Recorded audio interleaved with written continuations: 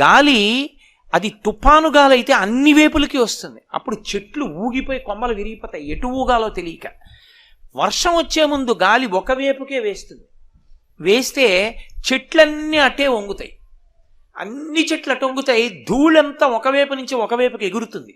అలా యోగ దృష్టితో చూస్తే జీవులందరూ వెళ్ళిపోతుంటారు ప్రయాణం. చిన్న చిన్న చిన్న చిన్న దివ్యల్లాగా చిన్న చిన్న దీపాలు వెలిగినట్టు వెలుగుతూ వెళ్ళిపోతుంటారు. అందరూ కాలంలో ఎలా వెళ్ళిపోతూ ఉంటారంటే ఈ కాలం నడుస్తుంటే, అందుకే పోతన గారు భాగవతంలో అంటారు కాలంబు గతి అంటారు, పరమేశ్వరుడి నడక. అందులో వెళ్ళిపోతూ ఈ జీవులన్నీ దీపాలు, కొన్ని కోట్ల దీపాలు వెళ్ళినట్టు వెళ్ళిపోతుంటారు. ఇవన్నీ ఎటు పెడతాయంటే అన్ని దక్షిణానికి వెళ్ళిపోతాయి, అన్ని దక్షిణ దిక్కు పెడతాయి. ఎందుకు ఎడతాయంటే పాపపుణ్యాలు చేసి అక్కడికి వెళ్ళి భూమిలో కలిసిపోయి మళ్ళీ ఎక్కడో దీపం కింద పుడతాడు, పుట్టి కొంతకాలం ఉండి మళ్ళీ అలా దక్షిణ దిక్కు వెళ్ళిపోతాడు, శ్మశానంలోకి వెళ్ళిపోతుంటుంది శరీరం.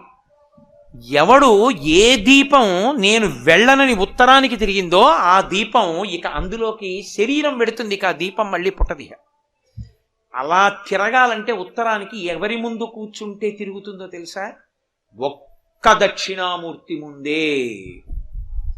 దక్షిణామూర్తి ముందు కూర్చుంటే ఆయన దక్షిణాన్ని చూస్తాడు, మృత్యువుని చంపుతాడు, కాబట్టి ఆయనకి భయం లేదు.